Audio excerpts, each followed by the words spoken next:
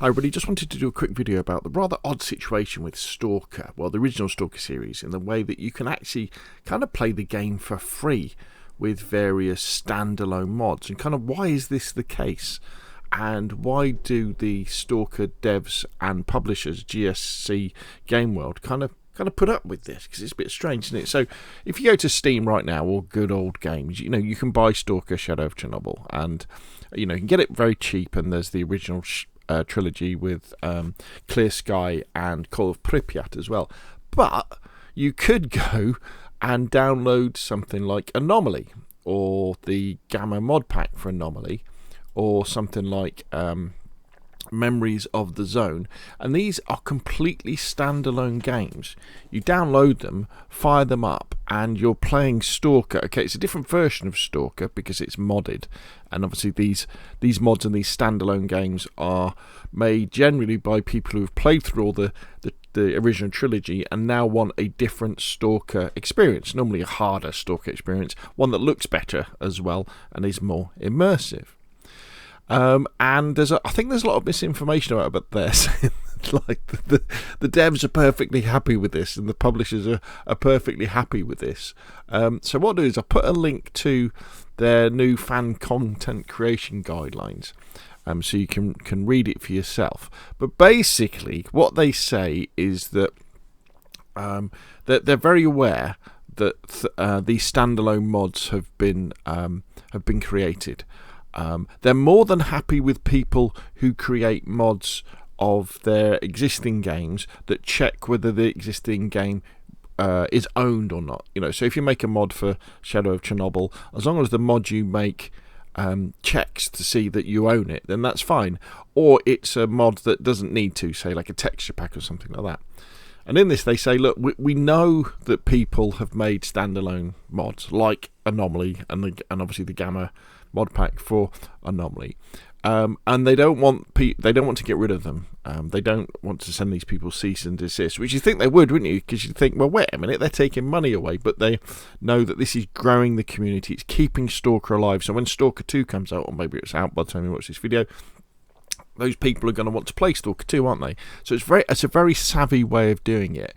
But what they have said is, look, what you need to do is in your standalone mod, you need to put links so that people can buy the original games, and obviously it would be nice to put Stalker 2 in there as well. So put links to Steam in there, put links to GOG in there, so they can do that. Now I think this confusion came about because, and I'll link to the Wikipedia page as well, what happened with GSC is that they had this long development stage for Stalker Shadow of Chernobyl, which undoubtedly cost them a lot of money. And the game was very successful, and then they made a lot of money, and then they released the sequels, Clear Sky and Call of Pripyat. But then the company had to shut down, and at the time it was a really big company, one of the biggest software companies in Eastern Europe for gaming anyway.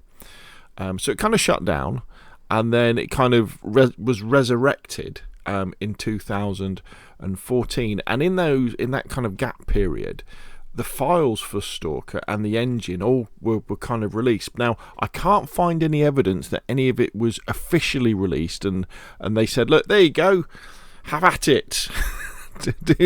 do whatever you like with all these stuff. I can't find evidence to that, but if anybody does, then please let me know and put a link in the description below this video. So the reason why these mods exist, well, because people wanted to make them. People wanted to make a better version of Stalker, so that's why you've got Anomaly.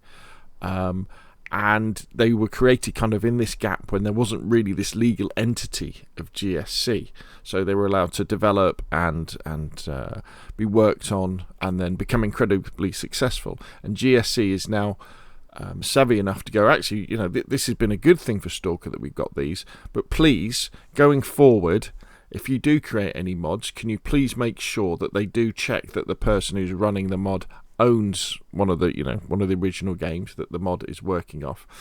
And for these ones that are existing, like Anomaly, what they need to be doing is they need to be patching them so that there is links in the menus so that people can really easily click through and buy Shadow of Chernobyl or Clear Sky or Call of Pripyat that way.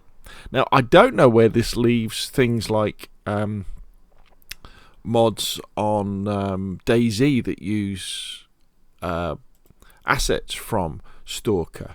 In these new guidelines, they're quite specific, and they say that you shouldn't port Stalker assets to third-party software, so to other games. But clearly, I mean, there's many DayZ mods and loads of mods for other games as well that include Stalker content, because the assets are out there, and they're pretty cool assets to do as well. So I can't really comment then on that. I don't know that, but hopefully this has kind of clued you in as to why things like Stalker, Anomaly and Gamma exist, why you can sort of play for free things like Memories of the Zone, because those mods don't check to see if you own the original. And the developers aren't happy with that, but going forward they want mods to check you own the original, and then the ones that didn't do that, they want them to have links in that point people where they can buy the original trilogy and probably the new one, because they understand that these mods have kept the community alive and have kept it growing. Okay, hopefully that's useful. I'll put the relevant links in the description below this video. Thank you very much, and I'll see you again soon.